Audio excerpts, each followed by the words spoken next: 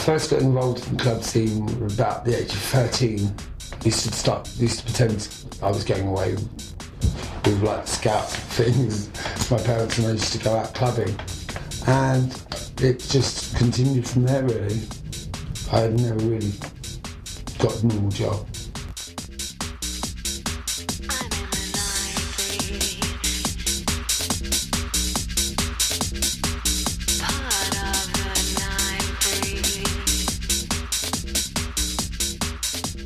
I've played in my very varied career.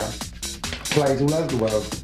I was from Argentina, I played in New York, Paris. I played for people like Madonna, right the way through to people like Boy George. Fat Tony is part of the Nightbreed, a group of individuals who have helped shape the face of club culture into what it is today. All have followed separate paths, yet they are bonded by the same driving force, touched by the creative energy that thrives on its dance floors. Being a DJ sort of has its downside, as in the fact that everybody wants to know you, everyone wants to be a part of you, which is, I find, very tedious, very boring. But the upside is of making people happy and making people dance. And there's nothing more than a better feeling than watching 1,000 people move to what you're playing. You have the power to do that.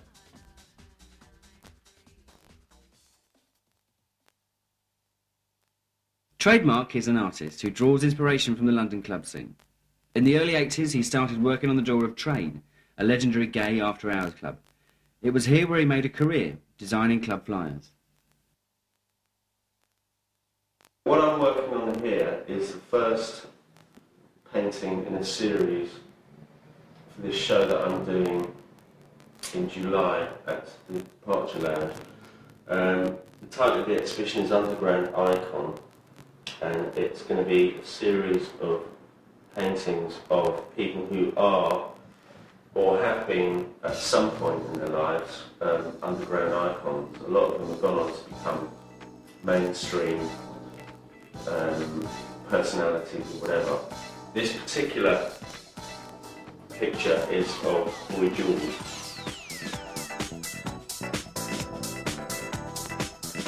I actually started going out in the late 70s. I used to go to the Blitz. I used to hang around with Boy George and Steve Strange, whatever, in the Blitz days.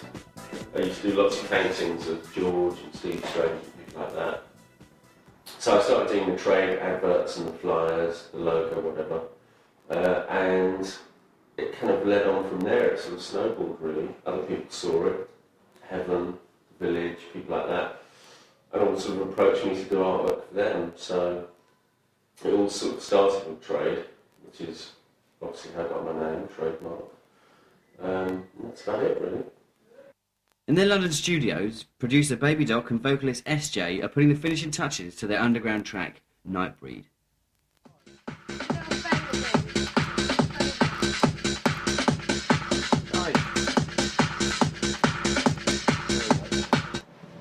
Oh, I don't need no two-faced, backstabbing, DJ loving motherfuckers around me. I'm in the Nightbreed, one of the Nightbreed. That's our song. There you go. There you go, that's Nightbreed. Nightbreed is about, I had an interview with this guy called Stuart Who for QX magazine, and we decided that the reason why we didn't conform to day life, day society, was because we were part of the Nightbreed.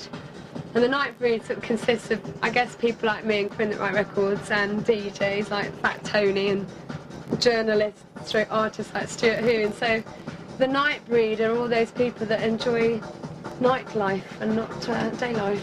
Strange people. Strange people. Strange people. So all the misfits. We're all the misfits, really. The ones that don't quite conform to society, but don't quite fit in anywhere. Don't quite fit in.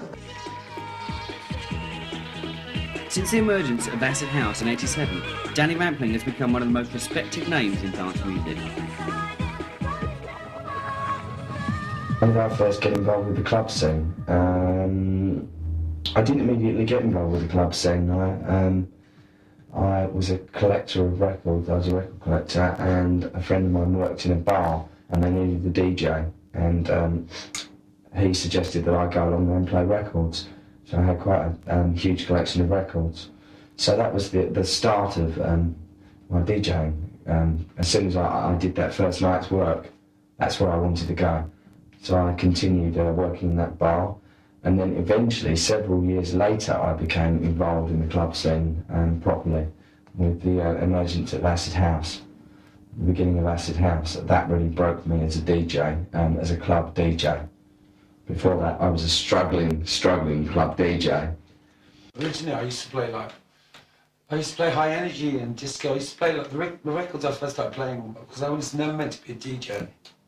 And I mean, I was just brought into it because I was doing a tour of a club at the Lyceum called The Playground. And the music was so atrocious, each week I would complain. And then one week, Ross Egan just said to me, "Oh, bring your own records if you can do better." The 80s brought with it a new kind of music from the US that would heavily influence the sound of the UK. Before Acid House came along, it was like garage. Garage was always around. I mean, like basically, you know, what do you class as garage music? I mean, to me, Rufus and Chaka Khan's garagey, you know. So basically, it's like always garage was always around. And then suddenly, a new sort of like a much harder dance beat came in, which was house music from Chicago mainly. I did a club on Monday at Busby's called The Jungle, which was the first house club. I did it with myself and Colin Faber, which went for 2 years. And that was mainly the first house club in this country. Well, in London anyway. And DJs like Danny Rampling and people like that used to come along. But I mean, I never knew Danny at that time. So Danny was a very suburban DJ. Things haven't changed much.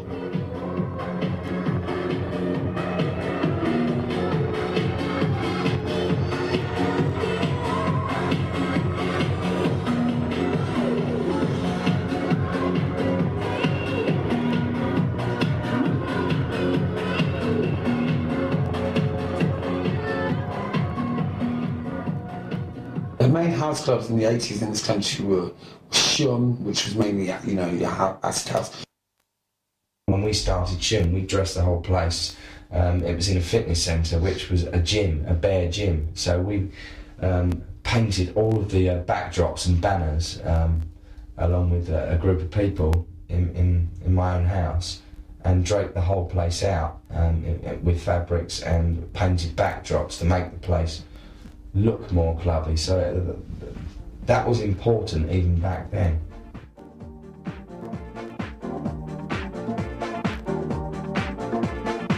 The club scene has seen many changes over the years, least apparent perhaps being the clubbers themselves. In the last few years, there's been a lack of individual club characters. They're still out there, but they're not. So there's certainly a serious lack of individuality within the younger club scene. I mean, I'd hardly call walking around a club in a gas mask and boiler suit and gloves individuality. It's you know that, but some people perceive it that way. They think that they're being really outrageous, but that also is down to people's personalities, and personalities. Maybe there's a lot more conformists in society now as a whole. I think it's a different crowd now, obviously, of course it is. I mean, those people just can't keep up for that many years. We're much more sophisticated club crowd. 10 years ago, we really weren't know what was going on. We're much like sponges. We didn't know how it was going to go, and also there's something about the people that are still around from that era. Unique individual characters. We do have a severe lack of them, and that's quite sad actually, because we always had a plentiful supply of unique characters. Club characters, I mean, they exist still. I mean, you know, what am I? I'm a club character. I think what happens in the club scene, in the same way that happens in music and whatever, I think that it gives people an avenue to actually invent their own persona. It's an arena in which you can invent who you want to be, in a way that you can in music and whatever. So I think that's why it's perfect for people like Lee Barry, whatever, because you can actually decide who you want to be, how you want to look, how you're going to behave, and actually live that out. And I mean, that's true even for people like myself, whatever. You can actually, in that environment, create create your own persona, which I've always thought was a healthy thing. So I don't think any of us are ever what society really ideally would like us to be.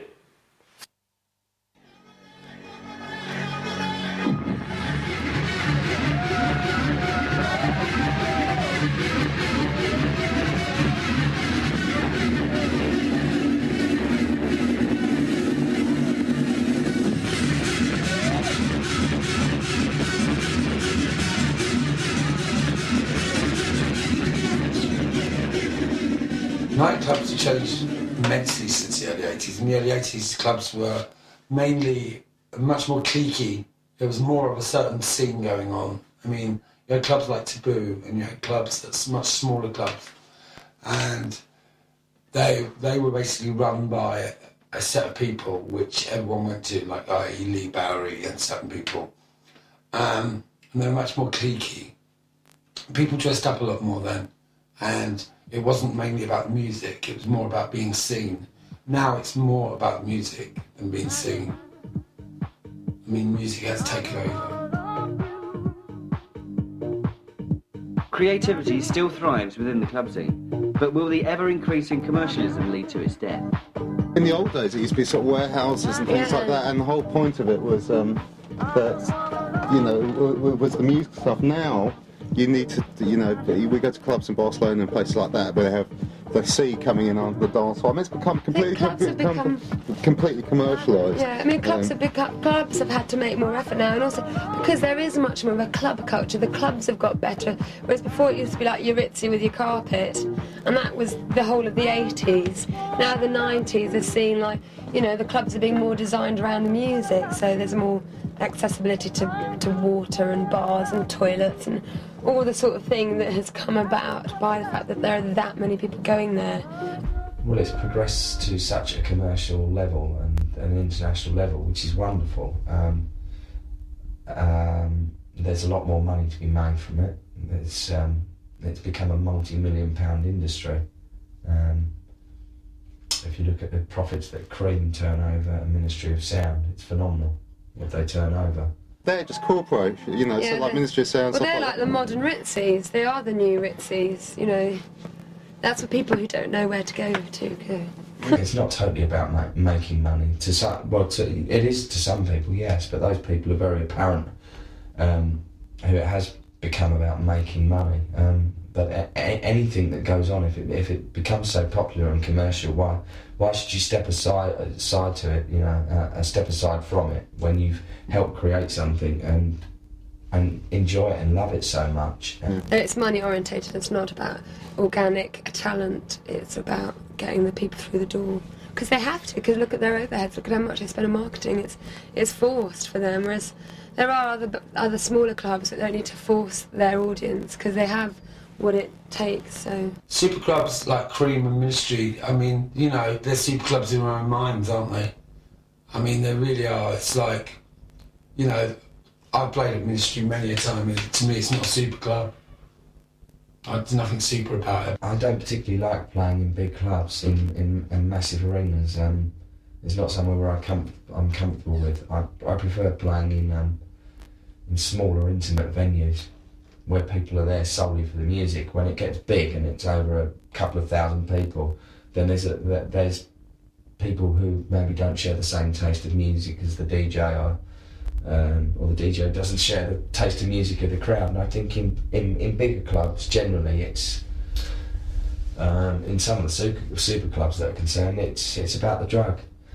It's about going out and getting absolutely razzled on Saturday, and then I think generally 90% of the time on Monday morning, a lot of that music that's played is forgotten. It's over and they're back at work or back at college, and that music's forgotten.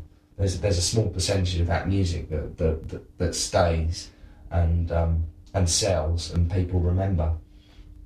So that's one thing that the larger venues sometimes can lack. It's gone to the stage where before club culture has gone from being in clubs. It's now a mainstream, like we're playing at places, we're playing 45,000 this one, we've done 25,000. We've done 200,000 as SJ. You know, it's like, this is mainstream now. No, I don't think it's become too commercial, too mainstream. I mean, that's what it's all about at the end of the day. It's about selling records. And making music is about selling records. It's people would be lying if they didn't want it to become more commercial. I mean, what's commercial? When records like the Martin Van Helden crossover become #1, I think that's great. I mean, because it shows that people do like good music. And that's what it's all about, and that's what I've strived for all my life. There's some very creative records that have taken elements of past records and recreated them and put effects on them in studios. Look at the way Stardust was so popular. That's taken, you know, it's old music loops reinvented, and that's the same as rap. Rap music is most of the loops are from very old records. So it's just a current trend of the way production is. But personally, I think the music at the moment is stronger than ever. Disco is killing house music. It's like every other record's got disco sampling. And at first, yeah, it was great. I mean, obviously all good music, dance music came from disco in the first place. It's just an extension of. But to resample every old disco hit and to loop it, it's just ludicrous. Yeah, it's really tiresome. I just sit moving on from that. There's too many talentless people doing the same thing, so they're just regurgitating old tracks. Whereas to be truly successful and to last longest, you have to keep one step ahead of the game. If you're not good at what you do, it's pointless doing it. And it's only time that tells. So I must be brilliant, because I've been here for about 15 years.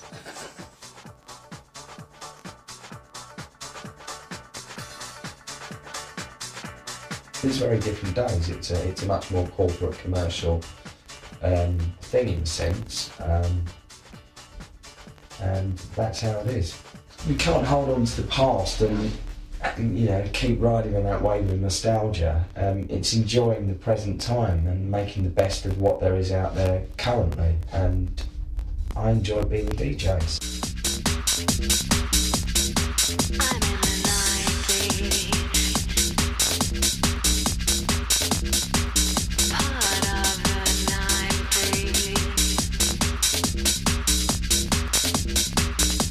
Club scene to me is my life.